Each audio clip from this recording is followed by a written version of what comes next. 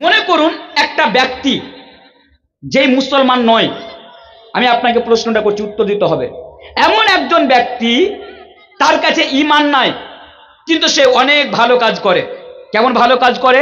যে তার এলাকায়, তার আশেপাশে, তার গ্রামে যতগুলো গরিব মানুষ রয়েছে, প্রত্যেকটা গরিব মানুষের সে সহযোগিতা করে। গরিব মানুষের সহযোগিতা করা এটা ভালো কাজ না খারাপ কাজ? ভালো কাজ। একজন গরিব মেয়ে, বিবাহ হচ্ছে না, লোকটি গিয়ে বলল আমি তোমার বিবাহ দিয়ে দেবো। উনার বাপকে বলল আপনি আপনার মেয়ের বিবাহ দেন, যত টাকা খরচ হবে আমি খরচ বহন করার জন্য প্রস্তুত। কথাটা, জিনিসটা ভালো কাজ না খারাপ কাজ? ভালো কাজ। তবে আমার বক্তব্য হলো, লোকটি এই যে ভালো কাজ করলো, জান্নাতে যাবে না জাহান্নামে যাবে? কোথায় যাবে বলুন?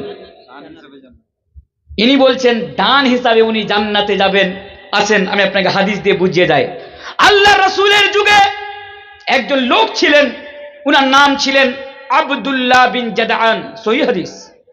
কোন বাপের বেটা এই হাদিসের উপরে, এই কথার উপরে একটু আঙ্গুল উঠিয়ে কথা বলতে পারবে না।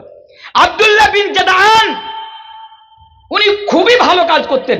উনার ব্যাপারে বলা হচ্ছে, উনি ওই যুগে, যে যুগে মানুষের বাড়িতে খাবার ছিল না, উনি 1000 উট জবাই করে হাজিদেরকে খাবার খাইয়েছিলেন। এই আব্দুল্লাহ বিন জাদআন অনেক নেকির কাজ করতেন, অনেক ভালো কাজ করতেন, গরিবকে, মানুষকে খাবার খাওয়াতেন। ইনি যখন মৃত্যুবরণ করলেন, হযরতে আয়েশা রাদিয়াল্লাহু তাআলা আনহা, আল্লাহ রাসূলের স্ত্রী, উনি আল্লাহ রাসূলকে জিজ্ঞাসা করছেন, হে আল্লাহ রাসূল, আপনি বলুন আব্দুল্লাহ বিন জাদআন জান্নাতে যাবে না জাহান্নামে যাবে? আল্লাহ রাসূল বলেছিলেন আব্দুল্লাহ বিন জাদআন জাহান্নামে যাবে। আল্লাহু আকবার। এতগুলো ভালো কাজ করার পরেও সেই লোকটি জাহান্নামে যাবে। কেন জাহান্নামে যাবে? আল্লাহ রাসূল বললেন, সেই দুনিয়াতে ভালো কাজ করেছে, কিন্তু সেই দুনিয়াতে ঈমান নিয়ে আসেনি, সে ইসলাম কবুল করেনি, মুসলমান হয়নি, বলে সেই জান্নাতে যাবে না। তাহলে বুঝতে পারলাম জান্নাতে যাওয়ার জন্য ঈমান শর্ত। কারণ কাল কিয়ামতের দিবসে ঈমান না থাকলে কোনো আমল কবুল হবে না। আল্লাহ তাবারক ওয়া তাআলা এই পবিত্র কোরআনের মধ্যে বলছেন, ফালাই ইউকবালা মিন আহাদিহিম মিলুল আরদি যাহাবা। ঈমান ছাড়া কেউ জাহান্নামের আগুন থেকে বাঁচতে পারবে না। আমি সহজ ভাষাতে বলি, মুসলমান আপনাকে হতেই হবে। আপনি যদি কোরআন উঠান, এটা আমাদের জন্য দুঃখের বিষয়, আজকে আমরা কোরআন পড়তে জানি না। আমি মনে করি আমাদের মতো, আপনাদের মতো মুসলমানকে লজ্জায় এক চুল্লু পানিতে ডুবে মরে যাওয়া উচিত। কারণ তোমার মতো মুসলমান বেঁচে থেকে আর না থেকে কোনো লাভ নাই। তুমি তো এই দুনিয়াতে মুসলমান হয়ে বেঁচে যা আছো, এটা বোঝ হয়ে আছো দুনিয়ার উপরে। আপনি আমার কথা দুঃখ নিবেন না। হে মুসলিম সমাজ, আপনি কি কোনোদিন ভেবে দেখেছেন আপনি ইংলিশ পড়তে পারেন, আপনি ম্যাথামেটিক্স পড়তে জানেন, আপনি বাংলা জানেন, আপনি সব সাবজেক্ট আপনি পড়তে পারেন, সব ভাষা আপনি পড়তে পারেন, কিন্তু আপনি কত হতভাগা, আপনি কোরআন পড়তেই জানেন না। এবার আপনি আমাকে বলবেন, মাওলানা কোরআন পড়তে জানি না, তাহলে কি করে পড়বো? আমি আপনাকে বলবো, আপনি বাংলা জানছিলেন না, তার জন্য চেষ্টা করলেন, ইংলিশ জানতেন না, তার জন্য চেষ্টা করলেন, আপনার ছেলেকেও আপনি তাই করাচ্ছেন, কিন্তু আপনি কোরআন শেখার জন্য তো আপনি কোনোদিন চেষ্টা করেননি। হায়রা আফসোস, এটা আমাদের জন্য দুঃখের বিষয়। তাই আমি প্রত্যেককে অনুরোধ করে যাব, অন্তত আপনারা কোরআন পড়তে শিখুন। আল্লাহ তাবারক ওয়া তাআলা এই পবিত্র কোরআনের মধ্যে এই কথা অনেক জায়গাতে বলেছেন। এক জায়গাতে বলছেন, ইন্নাল্লাযীনা আমানু ওয়া আমিলুস সলিহাতি উলাইকা আসহাবুল জান্নাতি হুম ফিহা খালিদুন। আল্লাহ তাবারক ওয়া তাআলা আরেক জায়গাতে বলছেন, ওয়াল্লাযীনা আমানু ওয়া আমিলুস সলিহাতি কানাত والذين آمنوا وعملوا الصالحات কানাত লাহুম জান্নাতুল ফিরদাউস নুজলা। আল্লাহ তাবারক ওয়া তাআলা এইভাবে পবিত্র কোরআনের বহু জায়গাতে বলেছেন, জান্নাত যদি তুমি যেতে চাও তাহলে তোমাকে মুসলমান হতেই হবে, জান্নাত যদি তুমি যেতে চাও তাহলে তোমাকে ঈমান নিয়ে আসতেই হবে। কারণ আল্লাহ তাবারক ওয়া তাআলা পবিত্র কোরআনের মধ্যে বলছেন, ওয়া মাই ইয়াবতাগি গায়রাল ইসলামি দীনান ফালা ইউকবালা মিনহু ওয়া হুয়া ফিল আখিরাতি মিনাল খাসিরিন। কাল কিয়ামতের দিবসে যারা ইসলাম ধর্ম ছাড়া অন্য কোন ধর্মকে আমল করে ফলো করে দুনিয়াতে গিয়েছে, আল্লাহ তাবারক ওয়া তাআলা তার ধর্মকে অ্যাকসেপ্ট করবেন না, গ্রহণ করবেন না, কবুল করবেন না, স্বীকার করবেন না। এবং আল্লাহ বললেন, ওয়া হুয়া ফিল आखिरत मिनल खासिरीन, यही लोग हैं जो कल कयामत के दिन नुकसान उठाने वालों में से और घाटा उठाने वालों में से होंगे। তাহলে একটা কথা আমরা জানতে পারলাম, জান্নাতে যেতে গেলে আমাদেরকে ঈমান নিয়ে আসতেই হবে। আরেকটু আমি আপনাকে বুঝাই। আবু তালিব ইনি কে ছিলেন? আবু তালিব কে ছিলেন? আবু তালিব কে ছিলেন?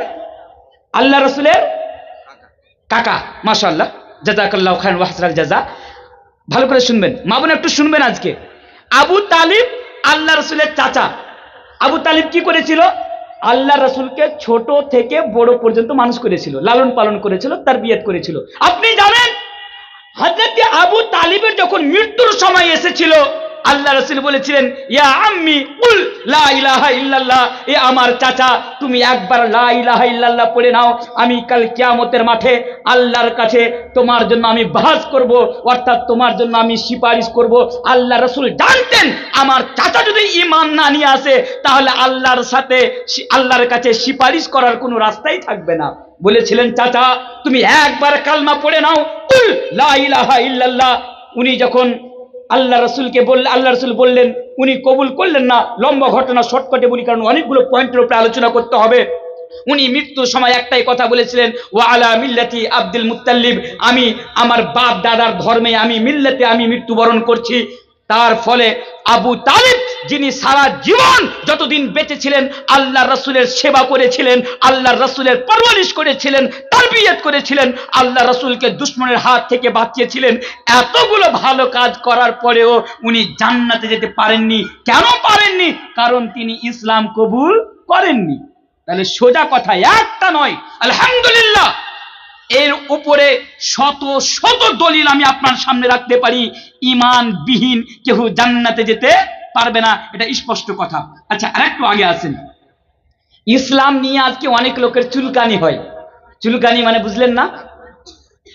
এখানে কথা বললেন একটু পরে, অসুবিধা হচ্ছে কারণ রাত অনেক। তো ইসলামকে নিয়ে অনেক লোকের চুলকানি হচ্ছে। চুলকানির ওষুধ আমি কয়েকবার লাগিয়েছি ওদের, কয়েকবার আমি চুলকানির ওষুধ তাদের লাগিয়েছি। আর যখন যখন প্রয়োজন পড়বে ইনশাআল্লাহ তাআলা আমি একজন ইসলামের খাদিম হিসাবে তাদের আমি চুলকানির ওষুধ আমি লাগাতেও জানি। অনেক রকম মন্তব্য ইসলাম নিয়ে করে। কিছুদিন পূর্বে বলছে যে, নাম नहीं लूंगा, সবাদের ইশারা কাফি है, কে মুসলমানের আগে হিন্দু ছিল পরে মুসলমান হলো। আবার কেউ কেউ বলে আরে ইসলাম ধর্ম তো 1400 বছর পূর্বে এসেছে।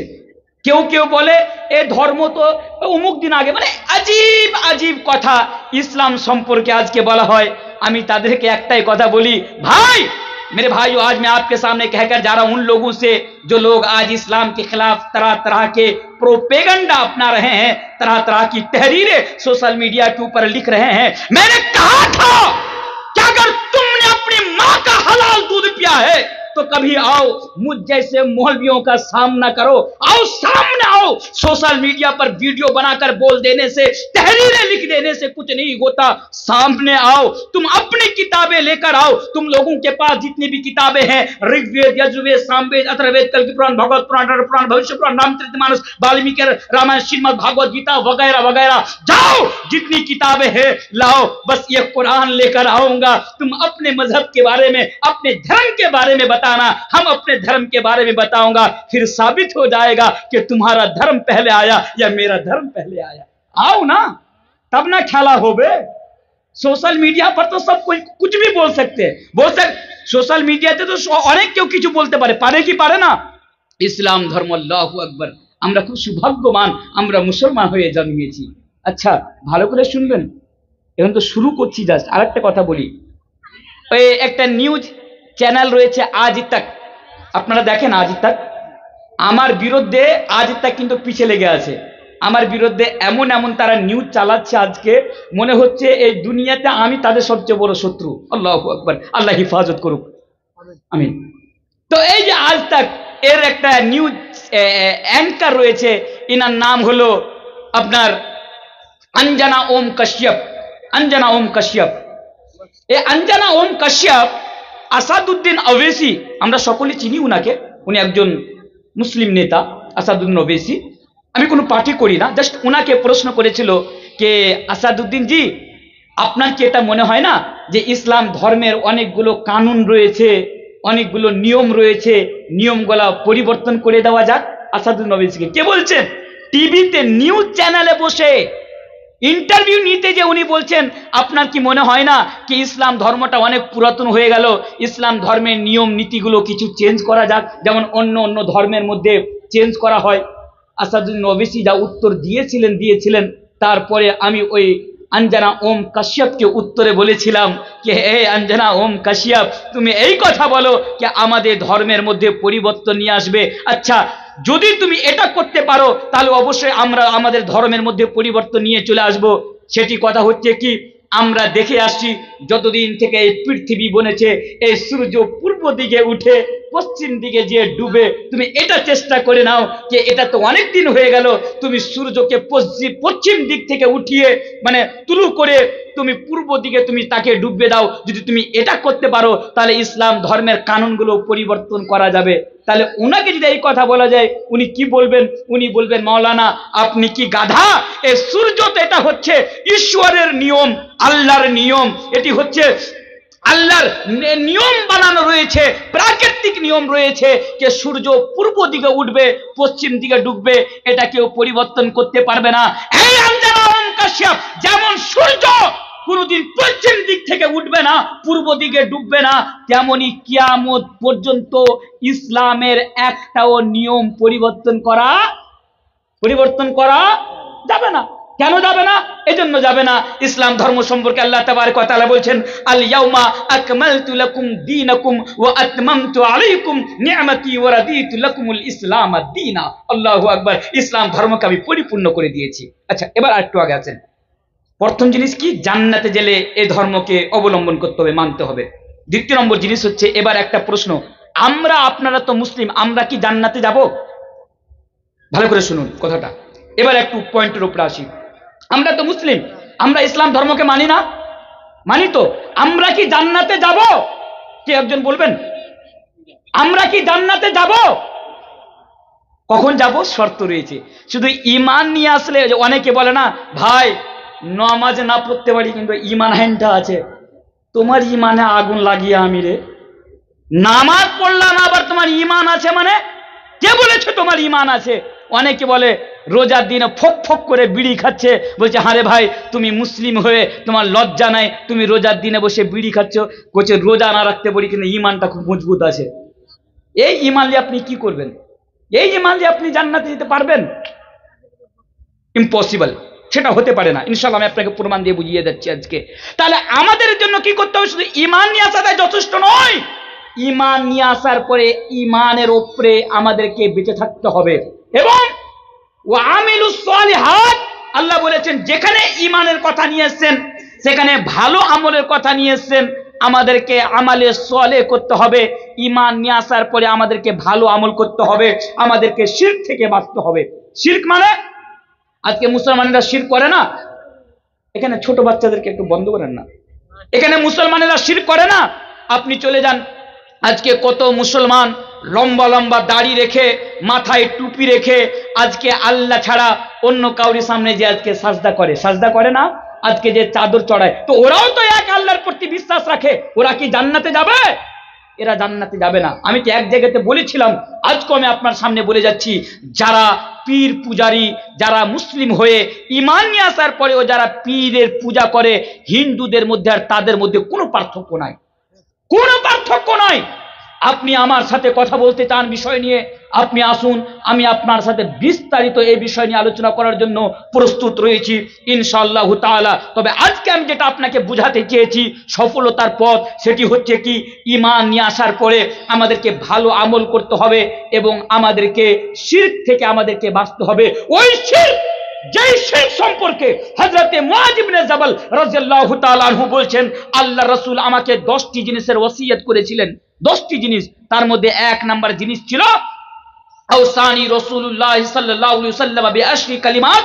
10টি জিনিসের ওসিয়ত করেছিলেন, তার মধ্যে একটি জিনিস ছিল আল্লাহ রাসূল বলেছিলেন, লা তুশরিক বিল্লাহি শাইআন ইন কুতিলতা আও হুররিকতা। একে এভাবে পড়া যেতে পারে, ইন কুতিলতা আও হুররিকতা। আল্লাহ রাসূল বলেছিলেন, এই মুআয, খবরদার, যতদিন পর্যন্ত এই দুনিয়াতে বেঁচে থাকবে, ঈমানের উপর বেঁচে থাকবে, যতদিন পর্যন্ত এই দুনিয়াতে বেঁচে থাকবে, আল্লাহর সাথে কাউকে শরীক করবে না। এবং আপনি কি জানেন আল্লাহ রাসূল বলেছিলেন, ইন কুতিলতা আও হুররিকতা, তোমার শরীরকে কেটে কেটে যদি, তোমার শরীরকে অংশ অংশ করে যদি কেটে দেওয়া হয়, তোমার শরীরকে কেটে যদি পিস পিস করে দেওয়া হয়, মাংসর মতো পিস পিস যদি তোমার শরীরকে করে দেওয়া হয়, তোমাকে যদি আগুনে জীবিত জ্বালিয়ে দেওয়া হয়, তুমি আগুনে পুড়ে যাবে, তুমি তোমার শরীরকে অংশ অংশ করে নেবে, তারপরেও কিন্তু তুমি শিরক করবে না। তাহলে বুঝতে পারা গেল আমরা এই দুনিয়াতে যতদিন বেঁচে থাকবো, সফলতা পেতে গেলে আমরা ঈমানের উপর বেঁচে থাকবো, আমরা শিরক থেকে আমরা বেঁচে থাকবো। বলুন ইনশাআল্লাহ। ইনশাআল্লাহ। আর একটা কথা আমি আপনার সামনে বলি, আজকে ভারতবর্ষের মাটিতে আমাদেরকে কেউ ধমক দিয়ে কথা বলে, আমাদেরকে কেউ হুমকি দিয়ে কথা বলে, আমাদেরকে বলে একটা দিন আসবে যখন এই দেশ হিন্দু ধর্ম, হিন্দু মানে কান্ট্রি হয়ে যাবে, এই দেশটা যখন হিন্দুদের হয়ে যাবে, তখন উনি বলছেন প্রত্যেকটা মুসলমানকে আমরা মন্দিরে যে রামের সামনে সাজদা করার জন্য আমরা মজবুর করে দেব। নাউজুবিল্লাহি মিন যালিক। তার মানে উনারা বলতে চেয়েছেন এই ভারতের প্রত্যেকটা মুসলমানকে তারা মূর্তি পূজারী বানিয়ে দিবে। তার মানে তারা বলতে চেয়েছে এই ভারতবর্ষের প্রত্যেকটা মুসলমানকে তারা মন্দিরে যে সাজদা করাবে। আমি এই ভারতবর্ষের সমস্ত মুসলমানের পক্ষ থেকে আমি তাদেরকে বলতে চাই, এই শোনো, তোমরা যেই কথা বলো, এই কথা বলা, এই ধারণা তোমাদের ভুল, এই চিন্তা ধারণা করাই তোমাদের ভুল। কারণ এই ভারতবর্ষের মুসলমানেরা যতদিন পর্যন্ত বেঁচে থাকবে ঈমানের উপর বেঁচে থাকবে এবং শিরক থেকে বেঁচে থাকবে। তোমরা যদি ভারতবর্ষের মুসলমানদেরকে এক এককে ধরে ধরে যদি হত্যা করে দাও, আমরা হত্যা হয়ে যাব, আমরা প্রত্যেক রকমের শাস্তি আমরা সহ্য করে নিব, কিন্তু আমরা আমাদের ঈমানের সাথে আমরা কম্প্রোমাইজ করতে পারবো না। বলে इंशाअल्लाह।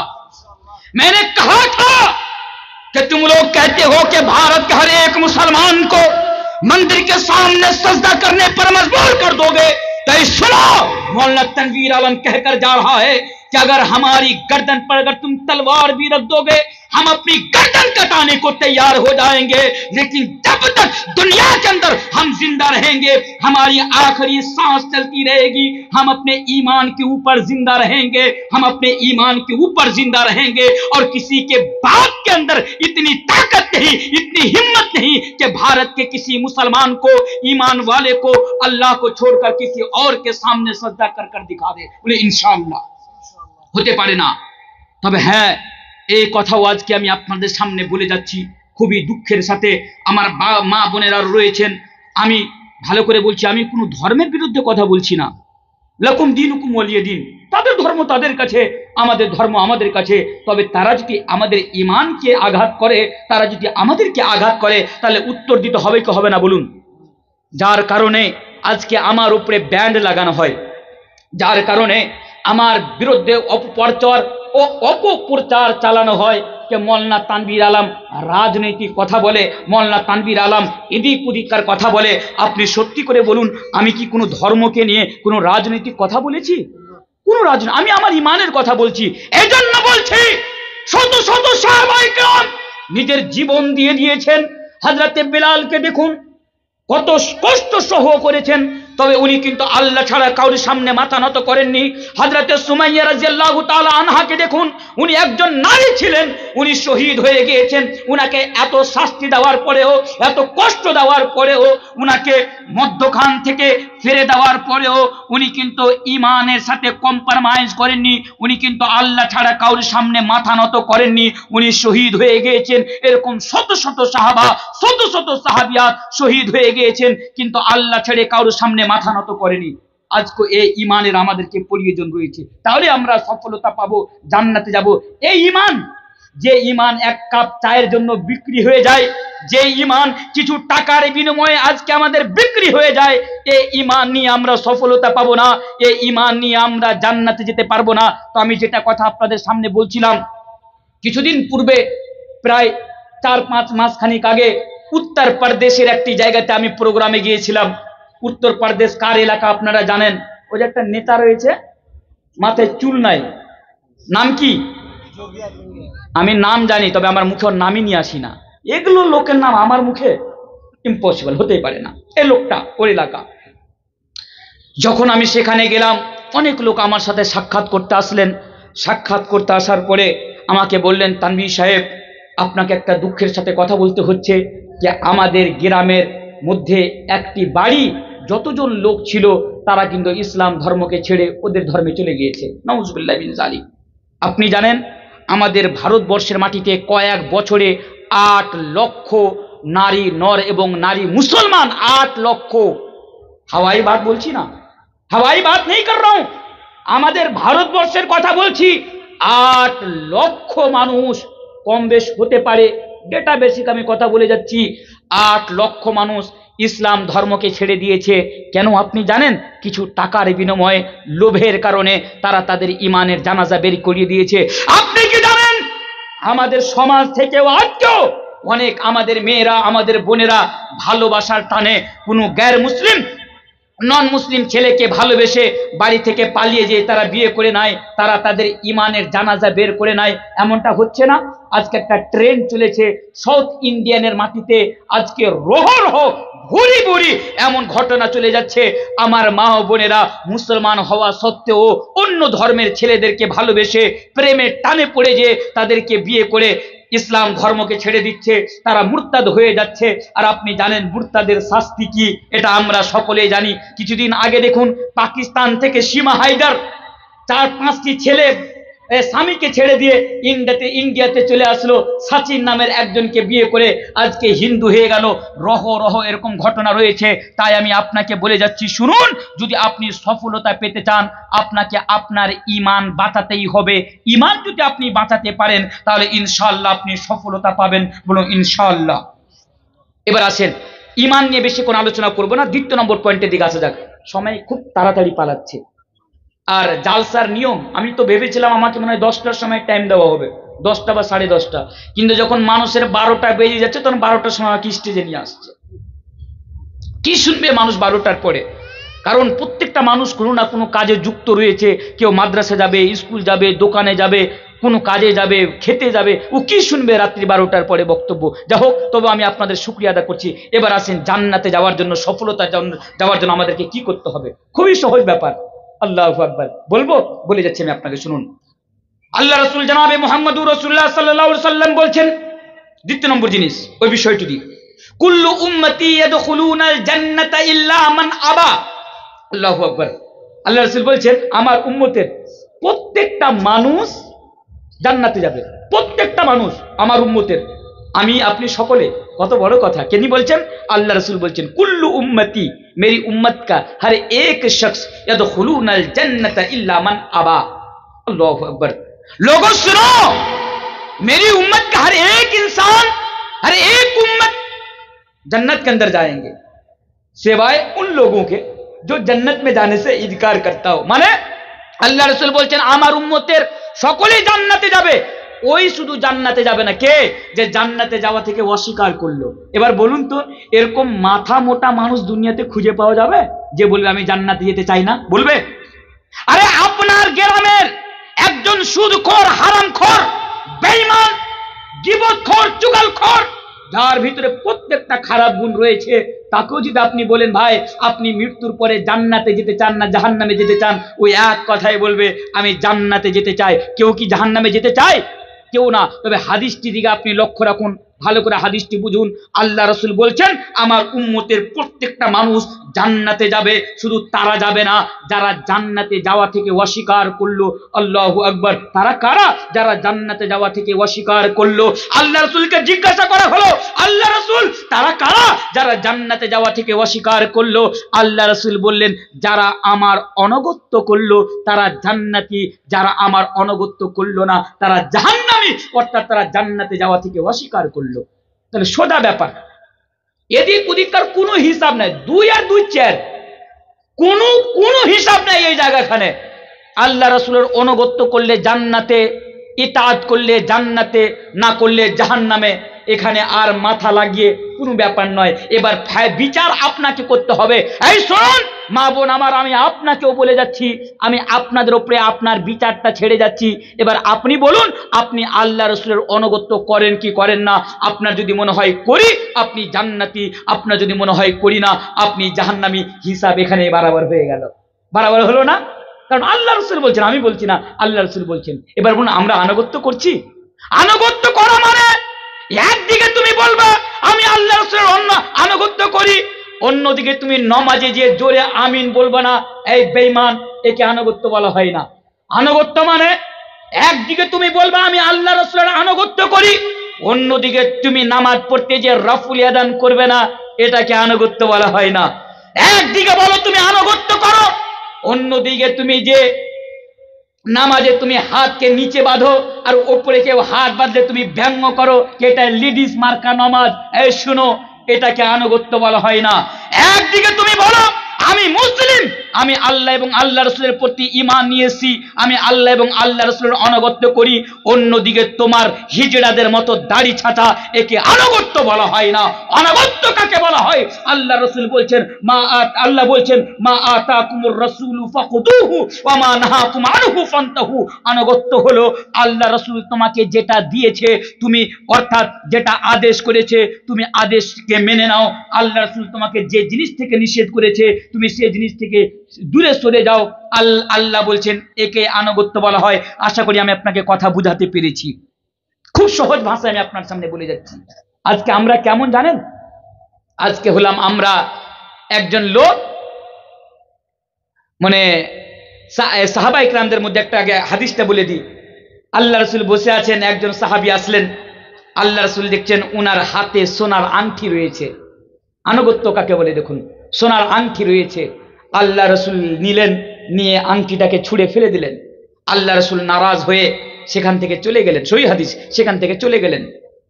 এবার আংটি পড়ে রয়েছে, সোনার আংটি পড়ে রয়েছে, ওখানে আরো লোকজন রয়েছে, তারা বলল এ ভাই যাও আংটিটা তুমি নিয়ে নাও। বলছে না আমি এই আংটি নিব না। বলছে কেন? বলছে তুমি দেখলে না আল্লাহ রাসূল নিজের হাতে খুলে ফেলে দিলেন আর বললেন তোমার জন্য এটা পড়া হারাম, এটা তোমার জন্য হারাম, তুমি কি শুনলে না? আল্লাহ রাসূল বললেন এটা হারাম, আমি নিতে পারি না।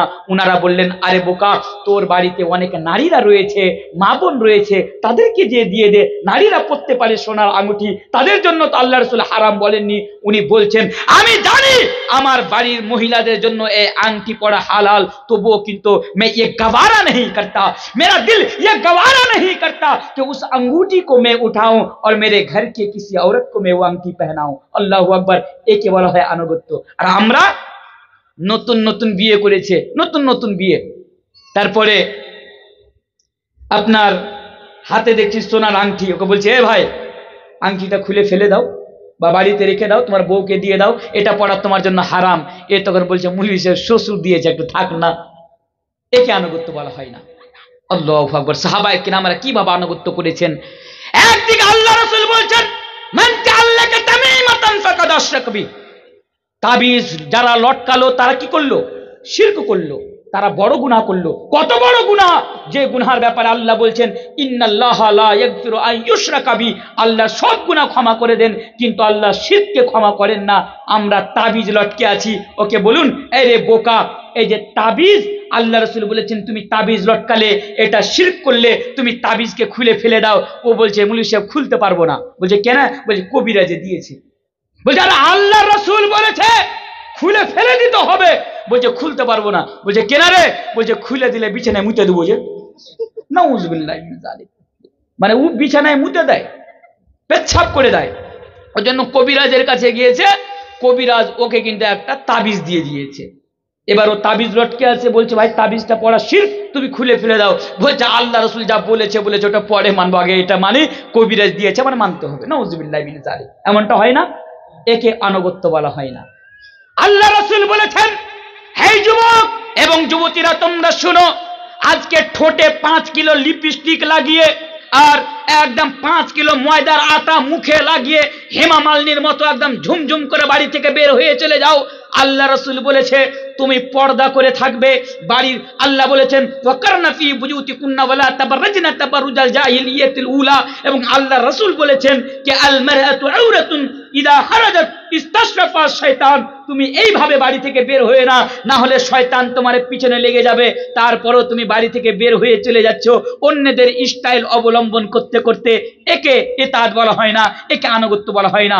আল্লাহ রাসূল বলেছে তোমরা অন্যদের মুশাবিহাত ইখতিয়ার করবে না, মানে অন্যদের নকল করবে না। কারণ মান তাশাব্বাহা বিকওমিন ফাহুয়া মিনহুম, তোমরা যার মুশাবিহাত ইখতিয়ার করবে তোমরা তাদের মধ্যেই, অর্থাৎ তোমরা কাল কিয়ামতে তাদের সাথেই থাকবে। এই হাদিসটি কেন পড়লাম জানেন?